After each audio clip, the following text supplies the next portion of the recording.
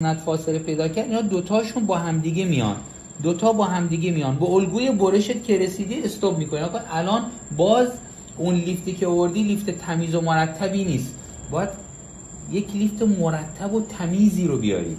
لیفت نامرتب به درد ما نمیخوره که تو ببینی و بعد کات بکنی. اینم باز به درد ما نمیخوره. چرا؟ چون اینقدر آوردی بالا که اگه کات کنی ممکنه انگشت تو بزنی.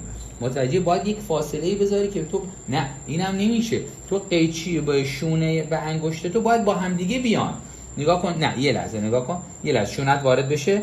نه اینا همه نه، گفتم وقتی شما میخوای نه توجه کن، اینجا رو زدی، خب میای اینجا رو برمی‌داری دیگه، من کار به اینا ندارم، درسته؟ میای این رو چیکار میکنی؟ شونتو میذاری اینو لیفت میکنی، حالا انگشتت رد میشه، خب درسته؟ من این شونه رو ول کردم، حالا تو انگشتت حرکت بده، انگشتت حرکت بده، تمام شد و رفت. تو دیگه باید اینجا بیسی، الگوتو ببینی و بعد کاتت انجام بدی.